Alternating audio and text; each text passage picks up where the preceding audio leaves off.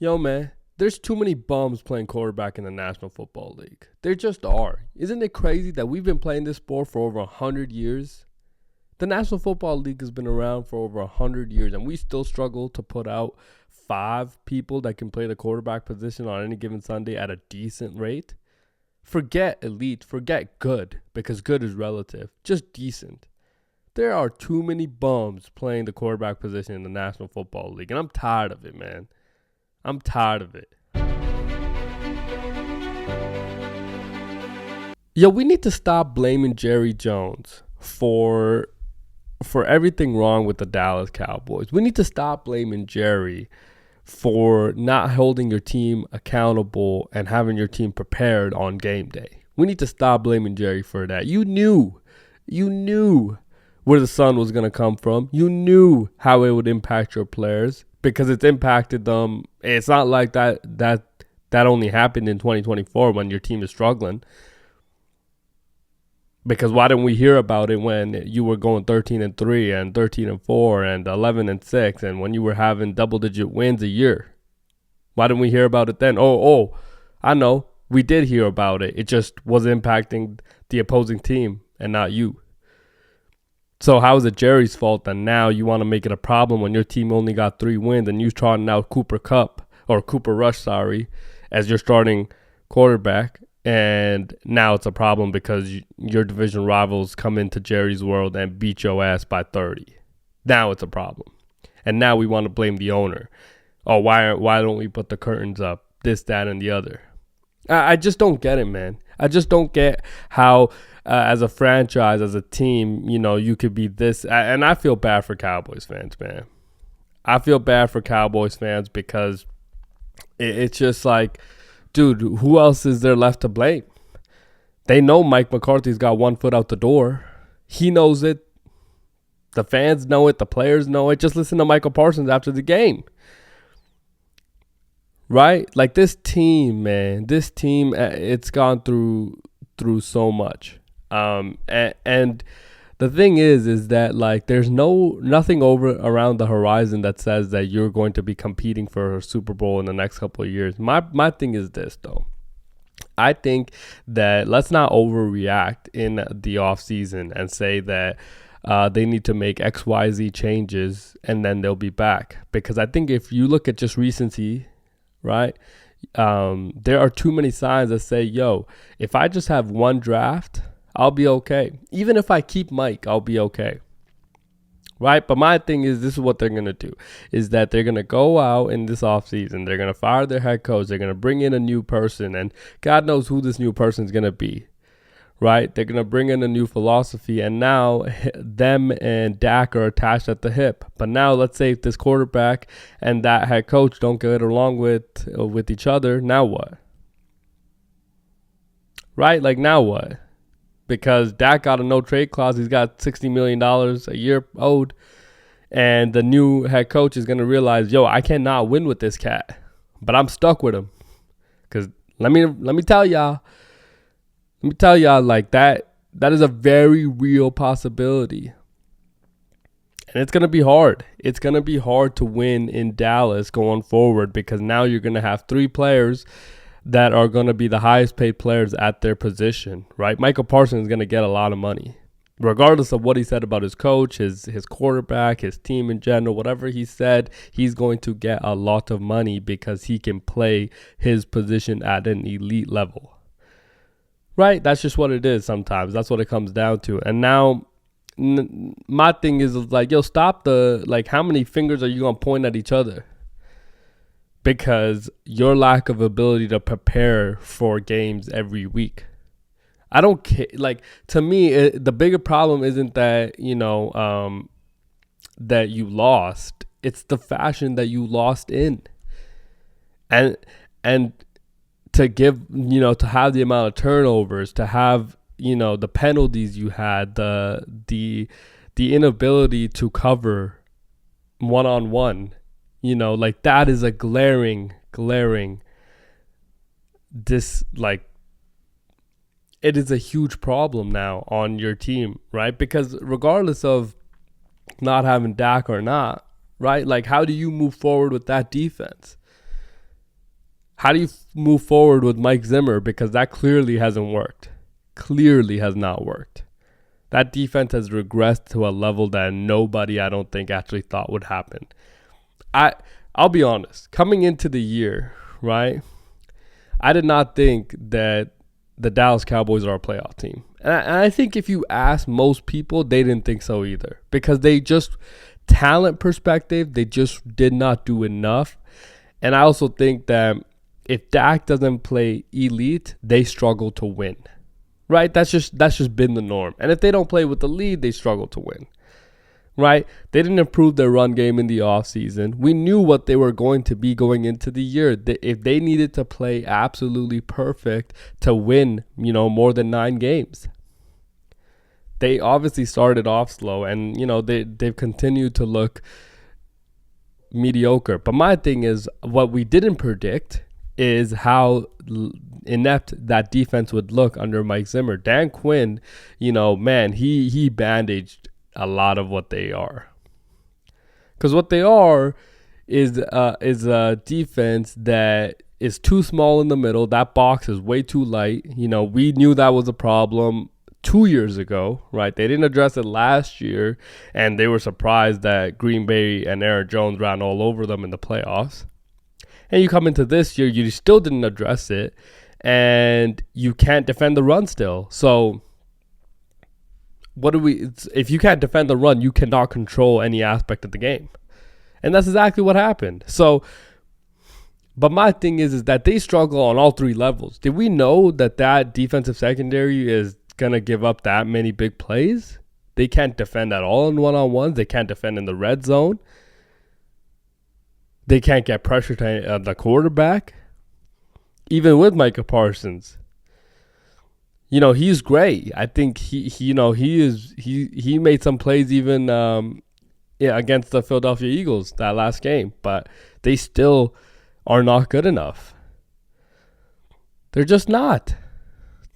In those phases, and I think the defense that they run, the concepts are way too simple. There's no exotic blitzes. There's no coverage schemes that you might throw off opposing quarterback. No, man, it's just the most basic cover 2, cover 3, cover 4, Tampa 2 defense that you're gonna see in the NFL. And I'm sorry, but in your players are not good enough to just run simple concepts anymore. Because teams that are elite, teams that got elite players on all over the field, they can do that and get away with it. Right? But your team isn't that. You don't have a Michael Parsons in all 3 phases of your defense. Trayvon Diggs is good, but he's not great. He's a good ball hawk. He can get you some turnovers, but he can't lock down the opposite number 1. Right? So my thing, let's stop blaming Jerry for your lack of preparation. We can blame Jerry for other things, but we can't blame Jerry for your lack of preparation and resolve on game day. That's not Jerry's prerogative. That's the coach's prerogative. And he hasn't coached well enough, even with the players you've had. Look, we've seen this all over the NFL when teams go through injuries, this, that, and the other. Next man up mentality. We've heard that in sports for a long time.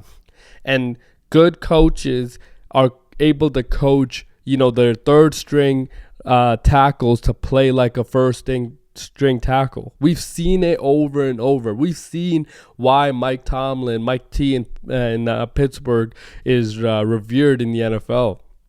Is because regardless of what his team is, regardless of the talent, this, that, or the other, what you cannot say about the Pittsburgh Steelers is that they were not prepared. Because that team and that coach will always have them prepared. And that is more than what we can say about this Dallas Cowboys team under Mike McCarthy. And my problem is that too many times we, as the media, have blamed Jerry Jones for too much of that. Right? We've blamed him for too much of that for too long. Let's give it a rest, man. Let's give it a rest. Look, they need to go through a lot of changes in the offseason. And guess what? If I was them, I would have, I don't know if you're going to win with Dak anyways. But my thing is that why is Dak signing a long-term deal not knowing who their coach is going to be next year? And why wasn't that a factor in the decision-making process? Maybe it was, maybe it wasn't. I don't know. But I'm saying it's like, is Dak going to be okay with that? Is Dak going to be okay with this idea that my head coach is not going to be who I thought it was going to be for the next 4 years? Right? Like now I need to rebuild chemistry with a brand new personality coming into the building. Like I don't know how well he adapts to that. But hopefully, that will work out. And there was I can't remember who it was on ESPN, but somebody on ESPN, I want to say it was Rex, that brought up this idea that primetime Deion Sanders should be in consideration for the Dallas Cowboys job. Now, I don't agree with a lot of things that people say on those pundits say on ESPN, because I've said this before. You can never tell if they're being real or if they're doing it for clicks. I can never tell with them. I can't tell if Kendrick Perkins believes a lot of the shit that he says or if he's doing it because he knows that that's what will get him the views. I can't tell with a lot of those. Dan Orlovsky, same thing. I can't tell because we know he knows football, but sometimes I think about what he's saying and I'm like, I must need another TV because that ain't what I'm seeing. And I know that that is not what most of America's seeing. So my thing is that I can't, sometimes it's tough to tell what's absurd or not. But I will say that that's something that I have thought about for a while. Like, look, I've said this before on here as well. There was a time, maybe 5-6 years ago where the college job was a better gig than the NFL. I don't think that that's the case anymore. I think the NFL gig for coaches is better than college. And if you are a coach in college, I think that there will be actually a couple that will be looking for the jump. Kirby Smart with Georgia, Ryan Day with Ohio State, Lane Kiffin, even a guy, I'm blanking on his name, but USC head coach, right? Like they can all be in the market to make that transition. And I think, Deion Sanders makes a lot of sense there because you bring in a personality that instantly has the respect of the locker room because he is primetime Deion Sanders, right? Like they instantly have that respect factor. And if you listen to what Michael Parsons said after the game, I'm not saying that he said anything absurd or wrong because I didn't hear what he said on his own podcast about it. But I will say in the moment, that was a pretty harsh thing to say about your head coach, regardless of how you feel about the person. I don't think you could disrespect your head coach in that manner. I just think like that is a pretty absurd thing to do. But regardless, he said it. And I think like, even if, the way he meant it or not, whatever, is like, I don't know if he can do that with a Deion Sanders because there's just a level of respect that already exists when you bring in a guy like primetime Deion Sanders. And I don't know if they go that route because I think that person, his personality will clash with Jerry. But I think that if they do decide to go that route, I think that would work for them. I do. I don't know if Deion would do it. He said in the past, like, dude, I'm not in the NFL gig.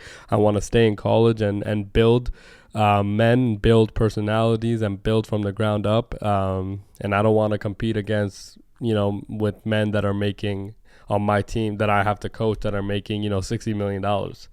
Like that is, and I understand that as well. So we'll see what happens there. Now let's get to some of the other stories that happened in week 10 of the NFL. Let's start with the Chiefs and Broncos. Now, a lot of people keep saying, the script must be really good with the Chiefs, right? Because they win in the most absurd way that you could probably win in the NFL, and that's a blocked field goal to win the game. A blocked field goal to win the game is pretty low on the bingo card, but I will say this.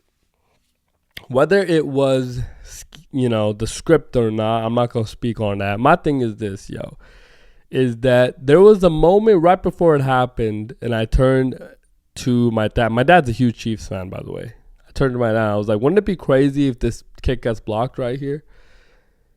And the reason why I said that is because, like, you could see that there was a little bit on that left side of the line. I know some people already broke it down, but that left side of the line, you could see there was a hole there.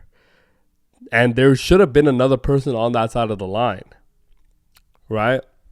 And I was like, yo, you could see that there's a little bit of a hole there. If somebody's just able to get through, they're gonna have a chance at that block. And I felt like right when that snap happened, there was probably 2 or 3 people that were in position to block that kick.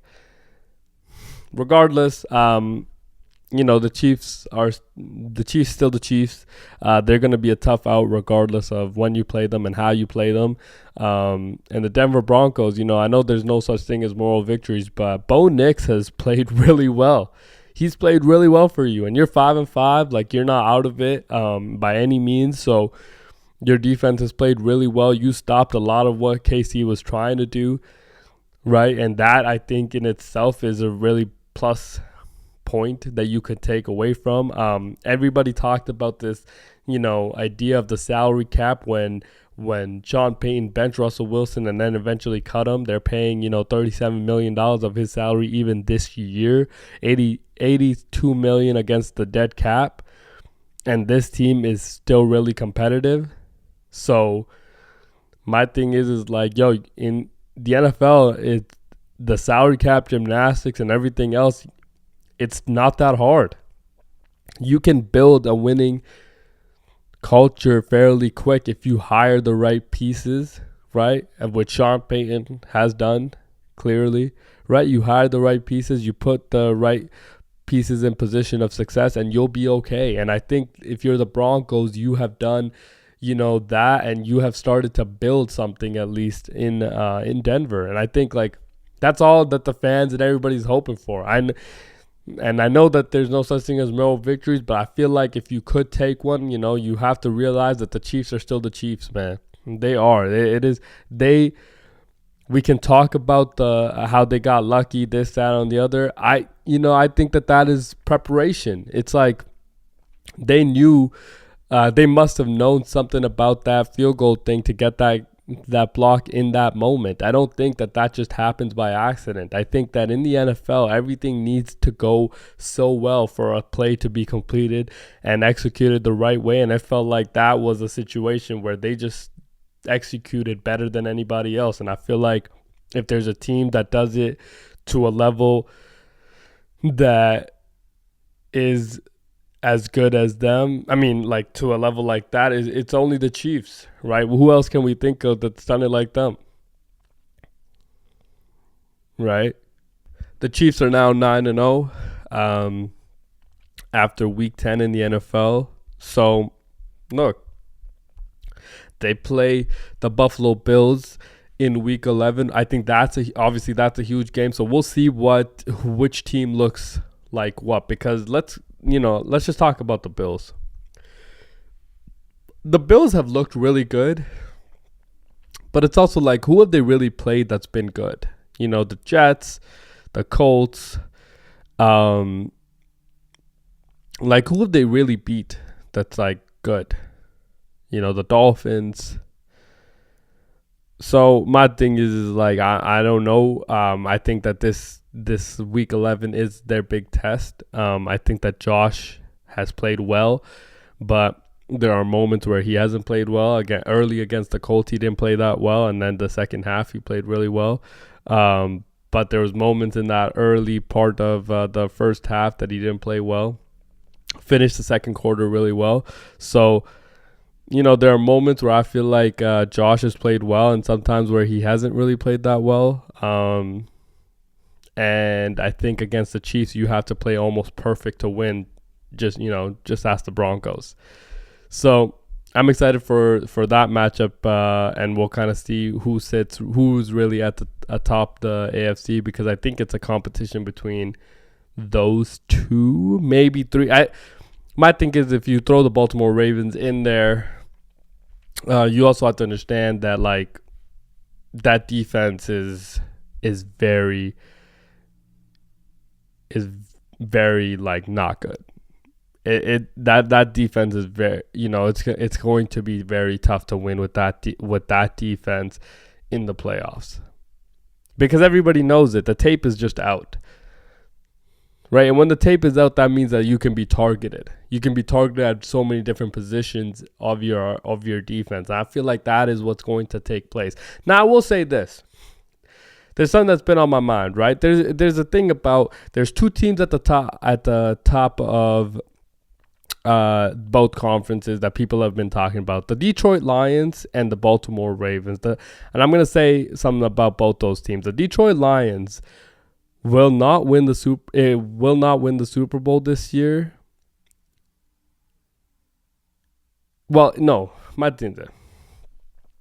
If the Detroit Lions don't win the Super Bowl this year, it will be because Jared Goff didn't play well enough. And if the Baltimore Ravens don't win the Super Bowl this year, it's going to be because their defense wasn't good enough. Right? Those two teams that I think have captured a lot of media attention at the top of both divisions, I think that is their biggest hurdle, right? Is that the Detroit Lions, I think, you went out and addressed the position of Aiden Hutchinson, regardless of if you did or didn't. I don't think that was your make or break, because you're not going to lose because of that defense. You're going to lose because Jared Goff has moments of Jared Goof in him. And Dan Campbell has that as well, right? And if you're the Baltimore Ravens, we can talk about Lamar in previous years, but I think this year especially, right, if you're going to lose earlier, before the Super Bowl, or even in the Super Bowl, let's say, right? If you don't win the Super Bowl this year, it's not going to be because of Lamar. It's going to be because that defense isn't good enough. There's a quote that in football, and it's one of my favorite quotes of all time. It says that, it's not who you play, it's when you play them. Right? And a lot of teams always find that out a little too late. It's not who you play, it's when you play them. What does that mean? It means that the Baltimore Ravens can beat anybody, but they can also lose to anybody, because they just aren't good in so many different aspects of football, right? The San Francisco 49ers and the Tampa Bay Bucks. Now, look, there's been a lot, I've seen this a lot this year more than any other years. This idea that, you're only as good as your record. I completely agree. You're only as good as your record. My only thing is this. I feel like the Tampa Bay Buccaneers are a little bit better than 4-6. They should be 6-4. I think that's what that team is. Because if you look at a lot of their games and a lot of their losses especially, right, they've lost such tough games, such close games, such games that it felt like, you're just one play away from winning those games. And I don't know how they kind of get over that, because they don't really have, like, how do you make adjustments to that? How do you make adjustments about, a single play or two plays that lose you games now?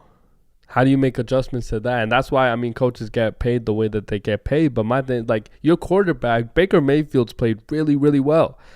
And I don't know how many people in the offseason thought Baker Mayfield was going to be a top 5, top 6 quarterback in football this year. I don't know how many people thought that.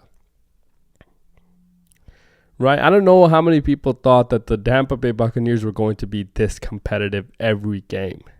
They're not out of it by any means, but it is obviously getting a little bit tougher. You're 4-6 going into week 11. Like, it is going to be hard.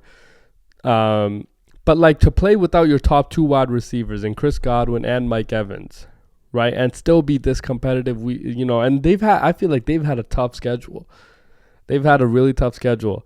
So, yes, you are what your record says you are, but 4-6 for Tampa Bay feels like that's a little bit misleading.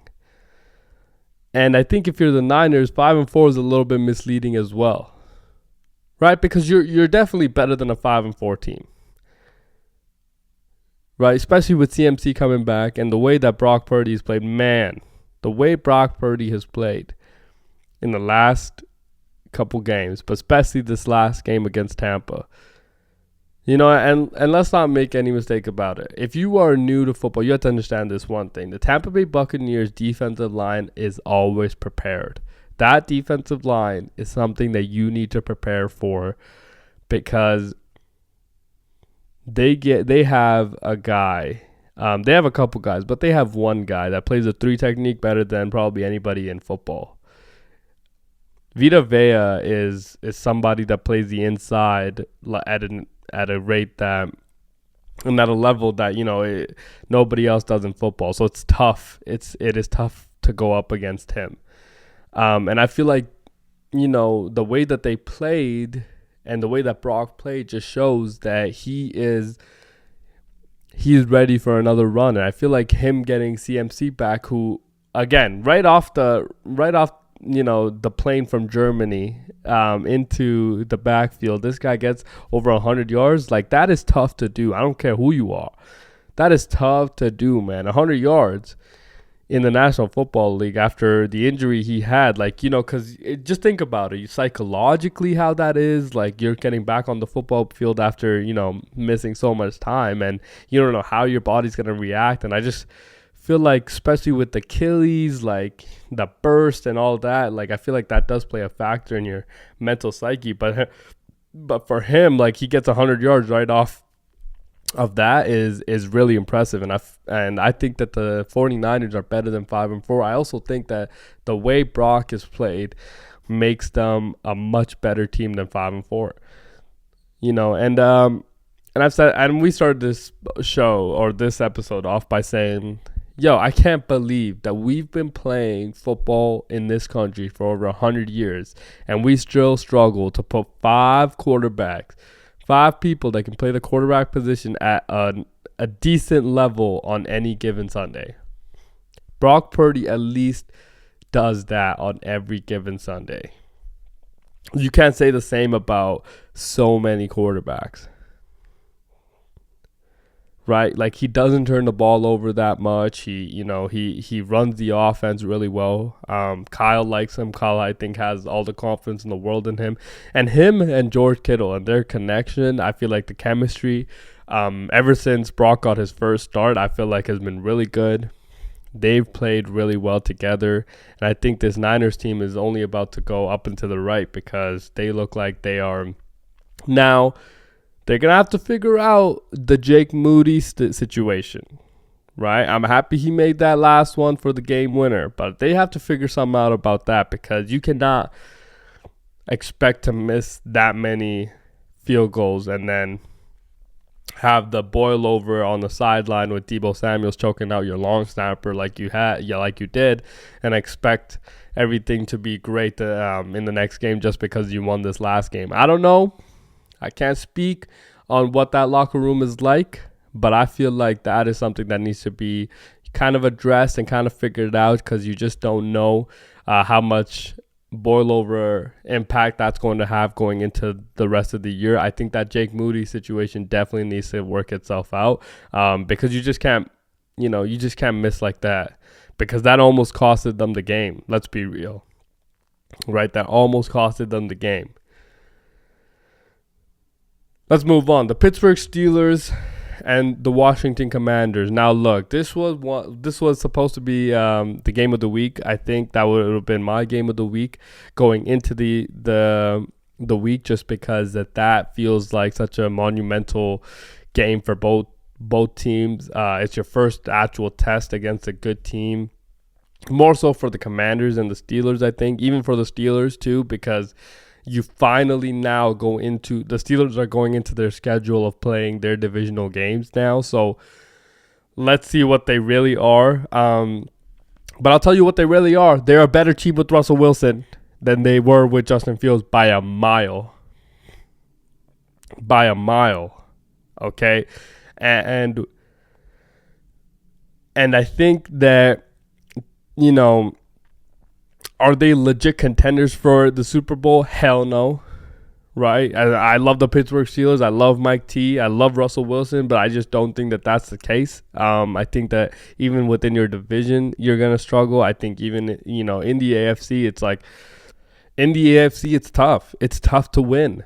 And I don't know if the Steelers have enough to win in late December, early January. I don't know if they have enough on their team. I don't know, because here's what I'm saying. I don't know if I feel like they have enough, but my thing is like, can you count on their running game to get you 100 yards every game? I don't know if you can. I don't know if you can count on their offensive line to be as good as they have been. I don't know if you can count on Russell Wilson to not turn the ball over.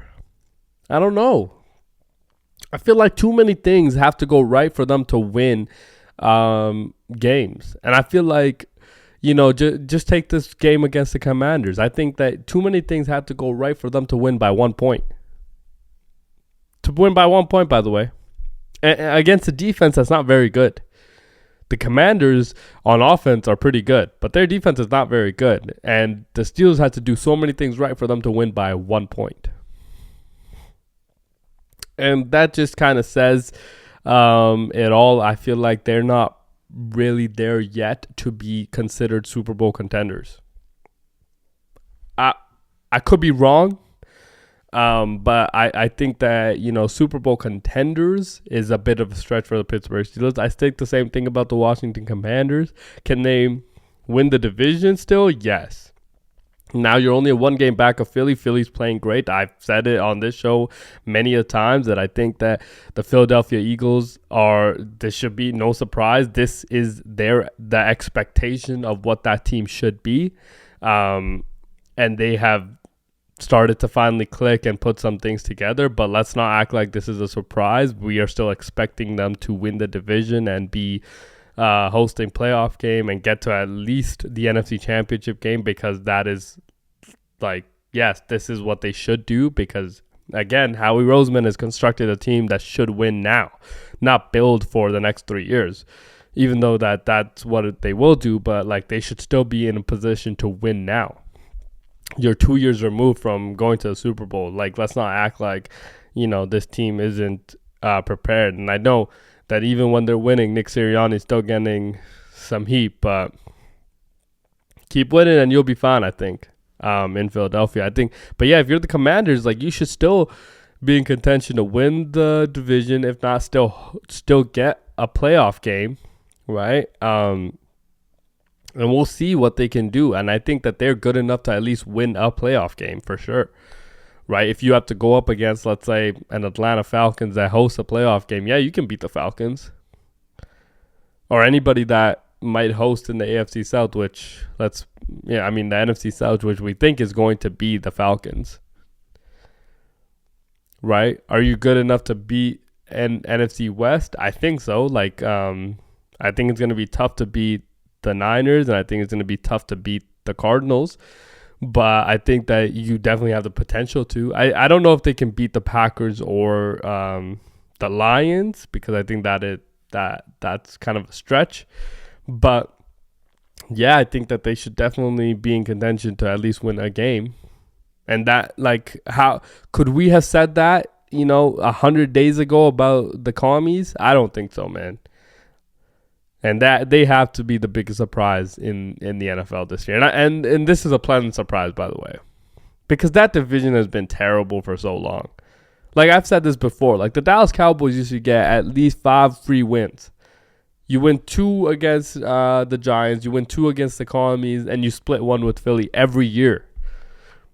So you were getting 5 free wins every year, it felt like.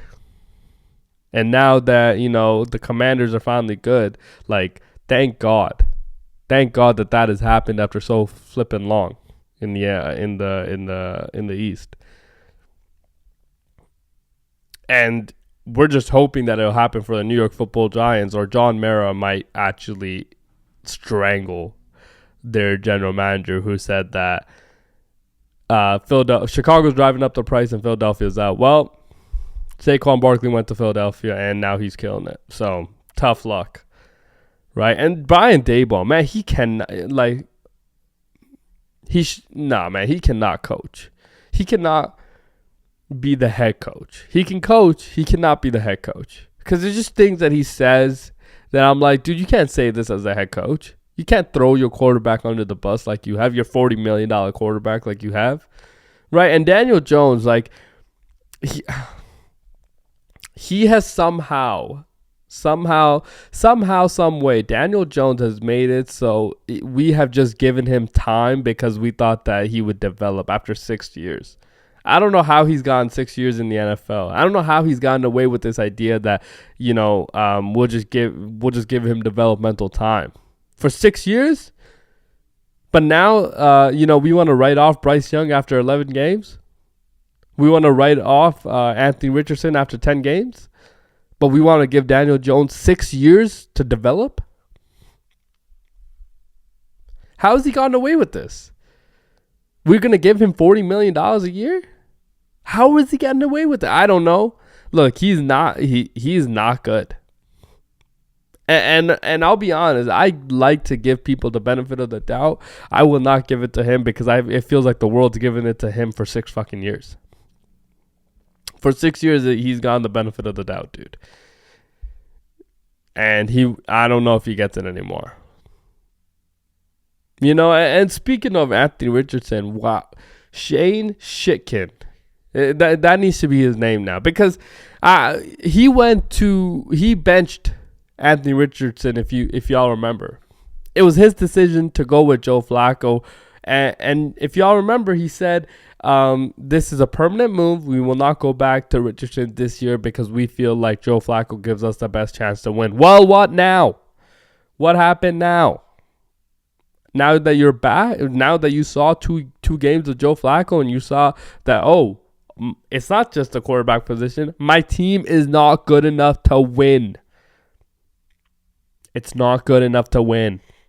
Not this year.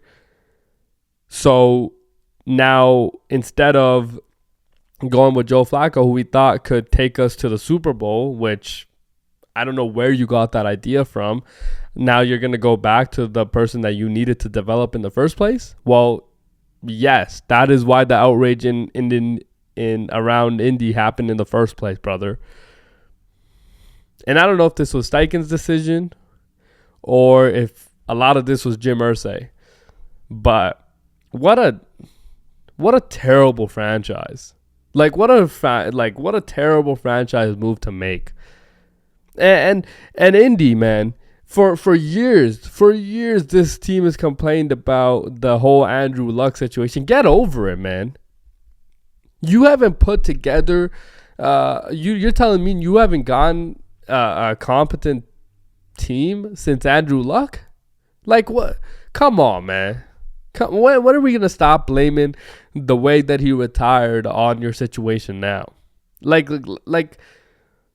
there are too many decisions that y'all have made that are just head scratches, and this was one of them. I came on here and I said that you cannot bench Anthony Richardson if you think that you're gonna win the Super Bowl this year.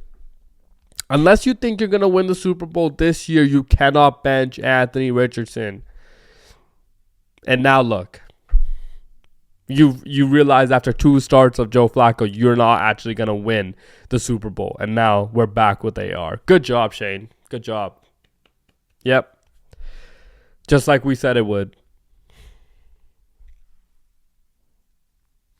Yeah, it's ridiculous. It absolutely is. We've been playing this game for over 100 years, and we can't put out competent quarterbacks. I just don't understand it. I don't understand how we have, as a league, continuously regressed at the quarterback position in the rate that we have. I just don't get it. Speaking of regression, let's talk about the Jets, man. What are we gonna say now? What is the excuse for the New York Jets now? Because that team sucks. And I was the first one to say, yo, it's not Aaron. It's still not Aaron. It's that the team is cursed, man. They have not made 2 right decisions in a row in years. And you thought that this was the right team to go to help them what? Get over the hump. Dude, what hump? What hump? The hump of winning the division? The hump of beating a team that's actually good? What hump? You can't take get over the hump if, Ambassador Johnson is still calling the shots. Oh, we're going to fire Bob Saleh and we'll be better. How's that working out? It doesn't seem like it's working out great.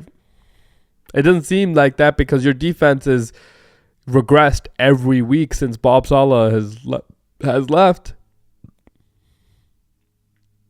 Right? It feels like your offensive line cannot hold anything. Right? Feels like Aaron has to do too much to even have a chance at completing a pass because your offensive line just isn't good enough. Let's flip though, man. The Arizona Cardinals, I said coming into the years, the Arizona Cardinals were going to be a lot better than a lot of people thought they were. And that is exactly what's happened. That team is a lot better than what people thought they were going to be. Because you know why? Because there's this idea that Kyler Murray is not good. He's like, what are we talking about? Kyler is pretty good. And if you look at just quarterback play this year, just look at quarterback. You're telling me that Kyler isn't, top 5, top 8? Like, at a consistent level, like Kyler. And I'm not saying that Kyler is a top 5 quarterback. I'm just saying, like, the play that he, the level that he's played at could be considered as such. Right, because even the games that they lost, it wasn't just a Kyler Murray fault. It was, the defense. And I think the reason why a lot of people thought that this team wasn't going to be good, it wasn't even actually about Kyler as much as it was that the jury was still out on Jonathan Gannon, their head coach, and their defense. Well, Gannon has been able to coach that defense with a lot of no-name players, by the way. We know Budda Baker. And he made some plays against the Jets that were Budda Baker-like plays. But a lot of that line and those dogs up front, we don't know a lick about them. But that team is, they're playing really well. And, they have completely changed the style of play that they're going to play with. And James Conner and those dogs, they have played their offensive line has played really well. Pass block and run block. They've played really well. And that's saying a lot. You know why? Because I'm going to say this one more thing. We've been playing football in the National Football League has been around 100 years. Right? And on any given Sunday, we can't put out quarterbacks and an offensive line, a competent, decent offensive line. I don't understand. Right? It feels like this year especially, there are maybe 5, maybe 6 out of 32 teams that have an offensive line that is consistently good. Maybe 5. 4 for sure probably. 5 and 6 maybe. And I'm not going to blame the injuries. Nah, man. Even dogs that have been healthy. We've just struggled at that position. I don't know why. I don't get it. I don't get how they have regressed in that position because that is the heart and soul of your team. The only way, you can ask anybody this, the only way you win in the NFL is to build in your trenches. And I'm not saying win as in the Super Bowl. No, I'm saying to win as in build a winning culture. When you build your team, where do you start? You start in the trenches. Right? Just ask Chicago. The Chicago Bears, and I feel bad for Bears fans because they thought they had it. Right? It's not who you play, it's when you play them. And if the Chicago Bears played the Patriots early in the year, they probably win. But because they played them now when they don't know what's happening up front on their offensive line. They don't know that Shane Waldron cannot, call offensive plays because that's who he's been for the last few years. And he still somehow got hired. For the life of me, I didn't understand that. Right? But they thought that building offensive players was better than starting to build on your line. I just understand it. I said on draft day, drafting Rome Odunze made no sense. It would have made more sense to draft a tackle or a guard or a center or somebody you had rated in that position higher than Rome Odunze. But to go out and draft a wide receiver, now the problem is that you got 3 wide receivers, Keenan Allen, DJ Moore, and Rome Odunze, who, what are they supposed to do? They can run all the routes that they want, but if my quarterback can't get the ball out after, 3 seconds, like, that's going to be tough. And if you're Caleb Williams, like, man, throw the ball away, dude.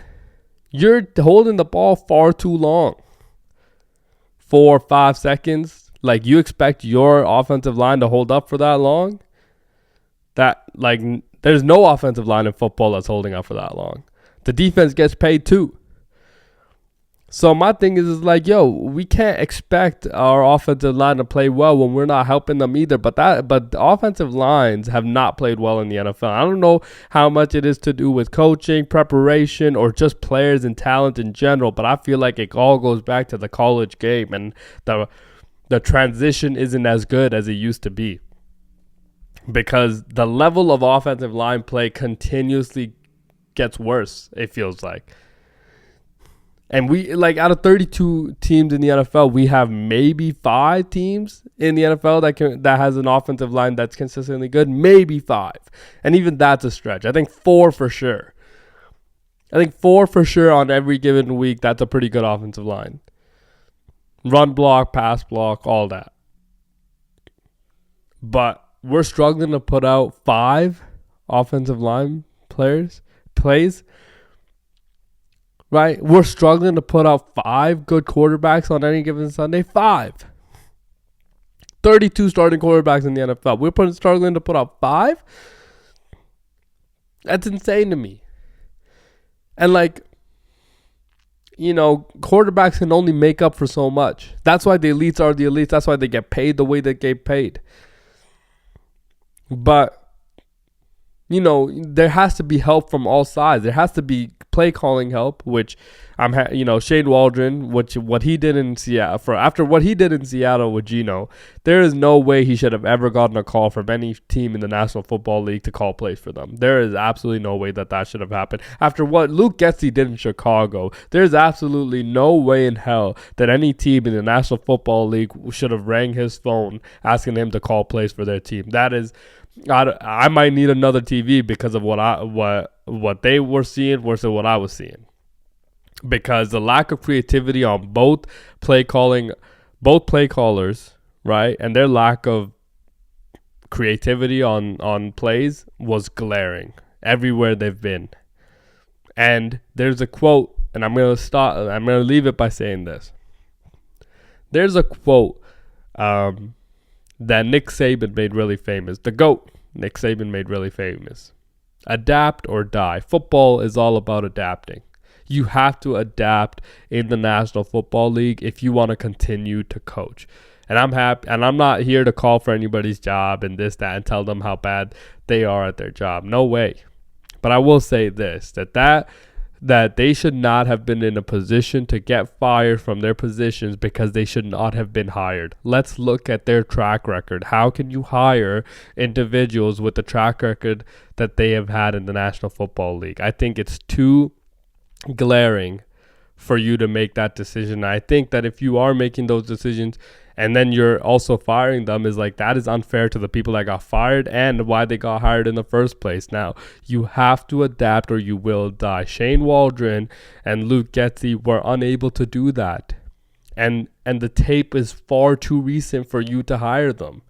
This is in the last year or two, right? Shane Waldron in Seattle was last year. Luke Getsy in Chicago was last year. Those 2 offensive coordinators are without jobs now. And I might know a thing or two about football because I said that going into the year, that there is no way that those two teams can have successful offensive plays with those two people calling plays. There's no way, man. There's no way. There had to be a dramatic shift in